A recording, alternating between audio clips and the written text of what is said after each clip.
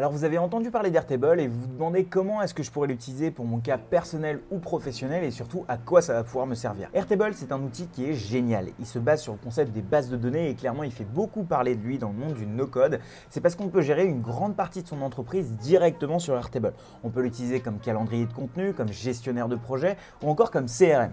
Dans cette vidéo, je vous donne les bases d'Airtable qui vont vous donner toutes les billes pour pouvoir l'utiliser personnellement et professionnellement. Ici, on va prendre l'exemple d'une agence qui emploie des freelances. Et vous allez voir qu'on va créer des bases de données assez intéressantes qui vont vous donner beaucoup d'idées pour pouvoir créer les vôtres. Et surtout, si jamais vous êtes en train d'hésiter entre Notion et Airtable, restez bien jusqu'à la fin de cette vidéo parce que je vous donne des conseils très concrets qui vont vous permettre de faire un choix hyper éclairé. Je m'appelle Shubham Sharma et bienvenue sur cette nouvelle vidéo sur laquelle on va parler d'Airtable du coup. Avant d'aller directement sur mon écran, j'aimerais qu'on clarifie une chose, c'est le concept de base de données. C'est vraiment ce qui est au cœur d'Airtable.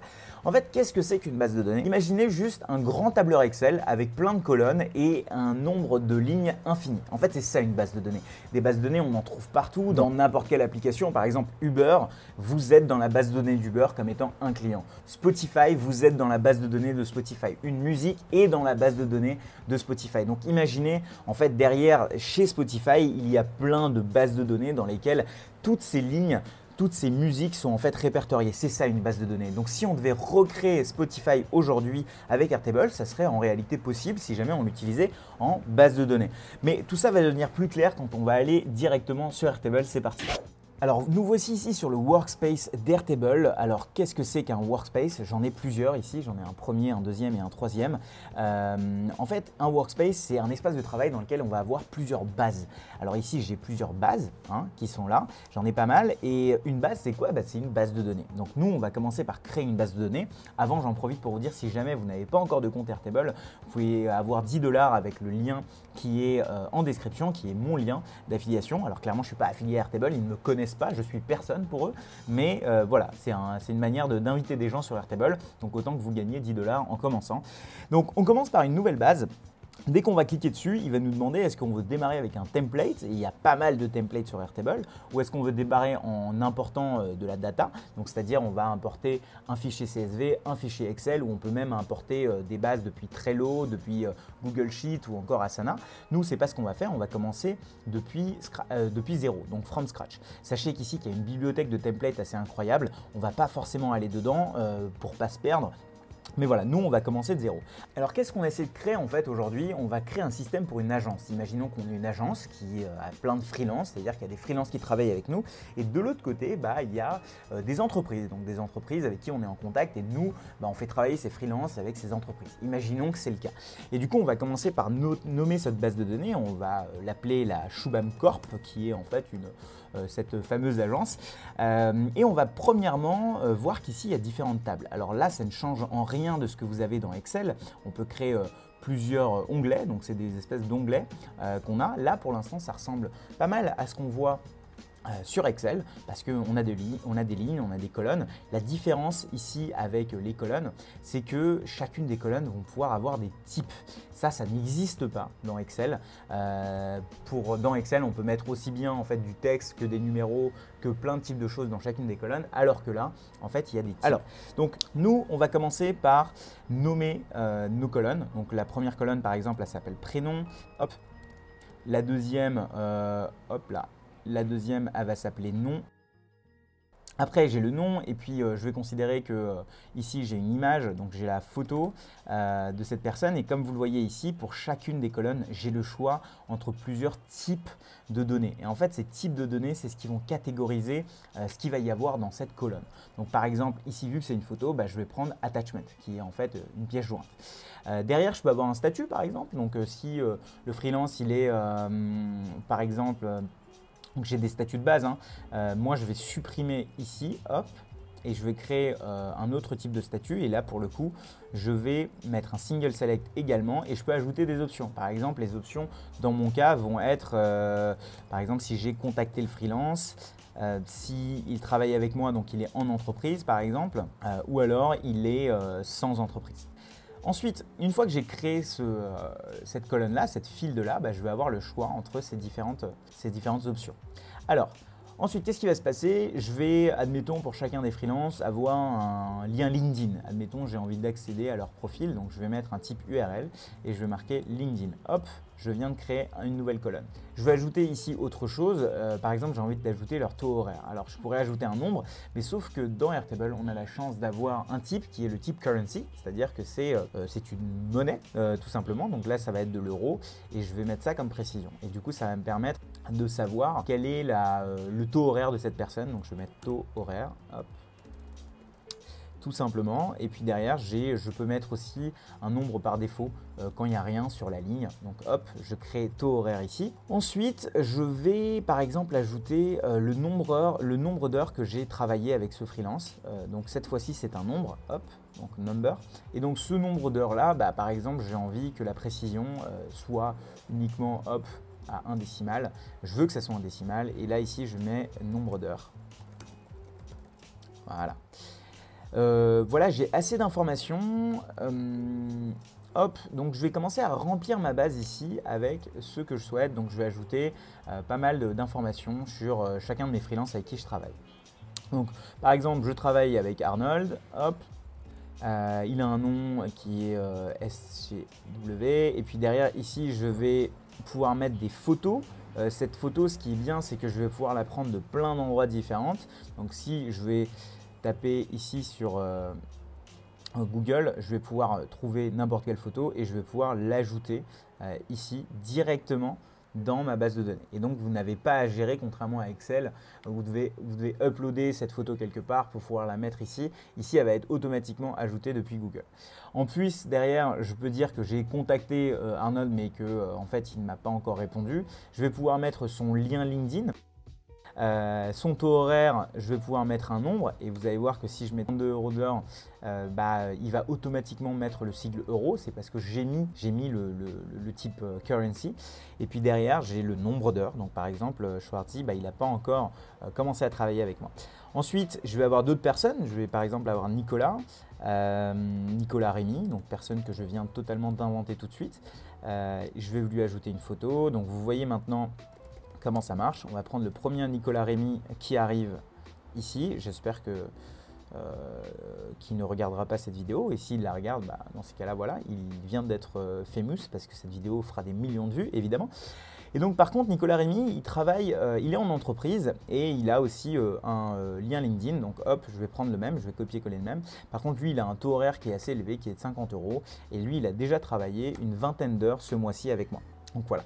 Donc, j'ai envie de savoir combien je dois les payer. Donc, je vais ajouter un élément en plus parce que là, pour l'instant, j'ai ma structure de base de données et je vais vouloir ajouter des éléments en plus, des colonnes en plus dans ma base de données. J'ai besoin de savoir est-ce que je les ai payés et quand est-ce que je dois les payer. Donc, je vais ajouter un nouveau field. Et cette fois-ci, je vais ajouter une date, qui est la date de quand est-ce que je dois les payer. Et donc, vous voyez que j'ai plein de formats de date ici que je peux utiliser. Je peux utiliser un temps, donc une heure si j'ai envie. Et là, je vais taper deadline de paiement. Hop, donc parce que je dois les payer à chaque fois à un moment donné du mois. Et je vais ajouter aussi une autre colonne qui est est-ce que je les ai payés ou pas. Et là, pour le coup, j'ai un type qui est le type checkbox. Donc, hop, je dis payer. Hop là. Et donc à partir de ce moment-là, maintenant, je peux ici cocher des choses et je peux surtout mettre une date en fait en ayant un calendrier qui va être directement disponible ici et je peux dire que voilà, moi je dois les payer à la fin du mois ou en début de mois, etc. Donc une fois que j'ai ça, eh bien, je vais pouvoir directement pour chacun de ces profils expand le record. Donc ça veut dire regarder la ligne plus en détail. Et là, tout d'un coup, ça devient une carte dans laquelle j'ai aussi l'activité, c'est-à-dire l'historique de tout ce que j'ai fait sur cette carte, de tout ce que j'ai modifié sur cette ligne. Chose qui n'existe pas forcément sur Notion parce que c'est pas évident de traquer les différences aussi facilement dans une base de données. Mais on y revient à la fin sur cette partie différence avec Notion. Autre chose qu'on va avoir, maintenant qu'on a notre structure de base de données qui est OK, on va pouvoir ici ajouter des vues. Et c'est là qu'arrive la vraie facette d'Airtable qui est intéressante, c'est que maintenant que j'ai cette visualisation sous forme de ligne, je peux avoir une visualisation sous forme de galerie. Et là, ça change tout parce que du coup, je vais pouvoir avoir une galerie avec tous mes freelances. Je vais pouvoir filtrer ces freelances en fonction de si ils sont en entreprise ou pas. Donc, je vais par exemple ici faire un select. Est-ce qu'il est en entreprise? Et s'il est en entreprise, je vois que cette personne-là. S'il est juste contacté, je vois que cette personne-là. Donc ça va être hyper utile, surtout que ces bases de données-là, cette visualisation-là, je peux la partager. Et une fois que je vais faire Get Shareable Link, si je la partage à tout le monde, hop, je peux aller même en navigation privée et je peux afficher ou même partager cette visualisation à plusieurs personnes. Et ça, c'est hyper utile, surtout quand on travaille avec des clients, par exemple. Alors petite pause, déjà pour m'excuser pour la variation de lumière et le petit bruit en fond. Bon, clairement, c'est le bruit de la mer, j'ai beaucoup de chance, donc je ne vais pas me plaindre. Et puis, donc autre chose, si jamais vous êtes en train d'apprendre des choses dans cette vidéo, si vous appréciez cette vidéo, n'hésitez pas à la liker et surtout à l'envoyer à un de vos collègues. Ça m'aide beaucoup, ça permet de partager un peu plus de contenu sur cette chaîne et surtout, ça me motive énormément pour continuer. Donc, merci beaucoup et on y retourne. Autre chose que je peux avoir en termes de visualisation, c'est la vue de calendrier. Et en fait, dans la vue de calendrier, il me dit, mais ok, quelle est la colonne avec laquelle tu as envie que je fasse cette vue de calendrier? Et moi, c'est la deadline de paiement. Et hop, d'un coup, je sais qui est-ce que je dois payer à quel moment. Et ça, c'est hyper génial. Autre chose, c'est la vue Kanban, une vue qui est extrêmement utilisée pour la gestion de projet. Par exemple, ici, je vais pouvoir dire, je veux que la vue Kanban se fasse en fonction d'une des options que j'ai mis, donc le select dont je vous ai parlé. Donc en fonction de s'il est contacté en entreprise ou sans entreprise, je peux déplacer des cartes. Et vu que je viens de déplacer la carte de contacté à en entreprise, Arnold, d'un coup, hop, il n'est plus en contacté, mais il est en entreprise. Et d'ailleurs, ici en historique, je vois bien qu'il a été déplacé ici. Je peux évidemment modifier depuis cette vue-là pas mal de choses. On va dire qu'il a déjà bossé 12 heures, on va dire 13 heures avec moi. Hop. Et il y a pas mal de vues. Clairement, il y a la vue Gantt qui a été ajoutée. On va pouvoir nommer toutes ces vues. Donc typiquement, si on a envie d'avoir deux vues Kanban, on peut l'appeler ici, par exemple, gestion des freelances. Et puis, on peut avoir une autre vue Kanban qu'on peut ajouter dans lequel on met d'autres filtres, par exemple. Évidemment, je vous ai parlé des filtres, mais je vous parle aussi des sortes, donc qui sont en fait les tris. On peut trier toutes ces données. Pareil, donc là, ça ne change rien à Excel. Un élément qui va vous rappeler également Google Spreadsheet ou Excel, c'est les formules. Alors les formules, ça va être hyper intéressant. Par exemple, ici, je veux pouvoir calculer combien je dois payer à cette personne. Donc, c'est typiquement le taux horaire fois le nombre d'heures qu'il a passé avec moi. Donc là, dès que je clique sur formule, hop, il me donne des exemples. Alors attention, les formules sont un peu différentes d'Excel, mais en tout cas, il me donne des exemples et surtout, je peux choisir des choses. Donc, je peux dire par exemple que c'est nombre d'heures fois le taux horaire. Et là, Create Field, et hop là, il vient de me créer une nouvelle colonne dans laquelle il y a une formule. Alors clairement, cette formule, je peux la customiser. Je peux lui dire, écoute, moi j'ai envie que ça soit en fait une currency qui apparaisse dedans. Et dans les currencies, ce n'est pas du dollar, mais c'est de l'euro. Hop, boum, voilà, ça me dit combien je dois payer la personne. Et en fonction, par exemple, je peux faire des formules du genre, si j'ai payé la personne, affiche plus ça ou affiche 0 ici, par exemple, c'est possible. Maintenant, je veux faire autre chose, c'est que j'ai envie de lier ces gens-là à des entreprises. J'ai envie de savoir avec quelle entreprise ils travaillent. Donc pour ça, je vais utiliser une table que j'avais déjà créée ici, hop, qui est la table des entreprises. Donc je vais tout simplement venir, hop, la coller dans la table 2.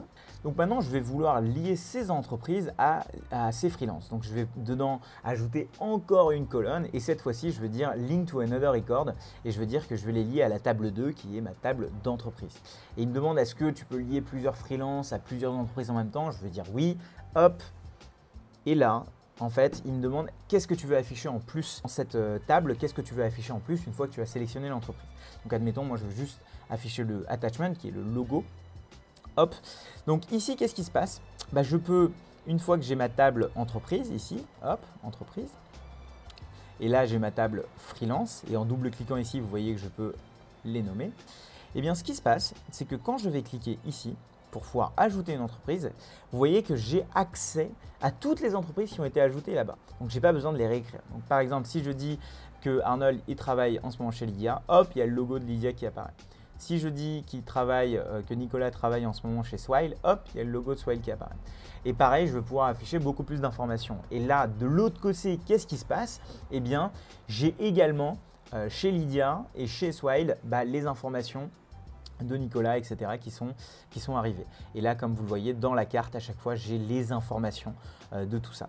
Donc voilà un petit peu comment ça fonctionne à peu près sur Airtable. Clairement, on aurait pu aller beaucoup plus loin, ajouter beaucoup plus de prénoms, de noms, on aurait pu ajouter des adresses email, des numéros de téléphone. Vous voyez qu'il y a des types de données qui sont extrêmement intéressants ici.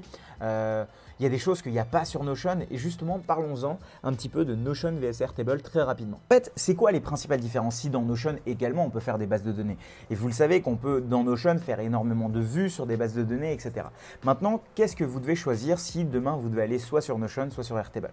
Alors en fait, Airtable, il va y avoir une utilisation plus en profondeur des bases de données. C'est-à-dire qu'on va pouvoir faire des choses comme par exemple des roll-up de roll-up, ce qu'on ne peut pas faire sur Notion. Donc si vous avez envie d'aller plus loin en faisant plein de relations entre des bases de données, c'est Airtable qu'il faut choisir. Si jamais vous voulez utiliser Airtable comme une base de données à plusieurs milliers de lignes, c'est Airtable qu'il faut choisir. Si jamais vous voulez utiliser Airtable clairement comme une base de données qui est derrière votre application mobile ou votre site web, il faut utiliser Airtable et non Notion. En revanche, si jamais vous avez envie de créer un workspace de travail, il faut utiliser Notion. Pourquoi? Parce que en fait, Airtable, il y a certains problèmes en fait. C'est-à-dire qu'on a certes une superbe vue des bases de données, mais on ne peut pas configurer comme on veut le look and feel, donc c'est-à-dire comment on rend Airtable sur notre espace de travail. Dans l'exemple, dans le calendrier de contenu par exemple sur Notion, on va pouvoir mettre le calendrier de contenu. En bas, on va pouvoir mettre quelques informations, alors que dans Airtable, on ne va pas pouvoir faire ça. Par exemple, dans Notion, si on fait un calendrier de contenu, on va pouvoir éditer le contenu de notre article de blog, par exemple. Sur Airtable, en fait, ce n'est pas exactement fait pour ça. Airtable est génial quand il reste en back-end, en base de données. En revanche, pour l'utiliser directement, c'est un peu plus compliqué. Il y a d'autres choses qui sont hyper cool dans Airtable, c'est l'automatisation. Et vous savez que je suis un fan d'automatisation. Aujourd'hui, vu que l'API de Notion n'existe pas encore, en tout cas à l'heure où je fais cette vidéo, je sais que c'est pour bientôt, Airtable est clairement gagnant. Si vous voulez faire des automatisations, c'est avec Airtable. Vous savez qu'il y a Notion Automation pour la partie Notion, mais voilà, ce n'est pas encore quelque chose d'officiel, ce n'est pas encore quelque chose de bien carré, alors que dans Airtable, c'est fait pour ça. Airtable, vous pouvez faire des usages, et c'est d'ailleurs quelque chose que j'ai montré dans mes derniers lives, c'était comment est-ce qu'on fait quand on écrit quelque chose sur Airtable pour automatiquement générer une image avec du texte, par exemple, pour automatiquement poster votre contenu directement sur Twitter. Voilà, sur Notion, c'est possible, mais il faut bidouiller un peu. Aujourd'hui, sur Airtable, c'est assez natif et c'est fait pour ça. Donc voilà, si je résume, Airtable est très solide si jamais vous avez envie d'utiliser un grand nombre de lignes dans votre base de données, si vous avez envie de faire de l'automatisation et vraiment si vous avez un besoin accru de liaison entre différentes bases. Donc c'est pour un usage selon moi qui est plus avancé. Et Notion, pour le coup, c'est plus pour un espace de travail collaboratif dans lequel vous allez avoir certes des bases de données qui vont être liées, qui vont avoir des types, mais vous allez avoir plus de contrôle sur la visualisation, sur l'utilisation de cette base de données. Donc voilà, c'est selon moi les deux différences. Alors je sais qu'il va y avoir des gens qui ne vont pas être d'accord avec moi, mais si vous le voulez, on fait une vidéo Notion vs Airtable, dites-moi ça en commentaire et je ferai ça avec plaisir. En tout cas, c'est ce que je dis en ce moment. On est en ce moment même le 11 avril 2021. Il se peut que les choses changent. Je sais que l'API de Notion va ajouter énormément de choses. Mais voilà, c'était hyper rapide comme introduction, mais vous avez la base maintenant pour commencer à créer des petites bases de données sur Airtable. N'hésitez pas à utiliser les templates de Airtable. Je trouve qu'ils sont un petit peu compliqués, mais ça peut vous donner des idées sur la manière d'utiliser Airtable. Si jamais vous êtes intéressé par Notion, Airtable ou NoCode en général, je vous invite à regarder les autres vidéos de ma chaîne. Et d'ailleurs, je vous ai fait une playlist qui est juste là, sur laquelle il y a pas mal de vidéos qui, je pense, vont vous intéresser. Donc, on se voit de l'autre côté. C'est parti.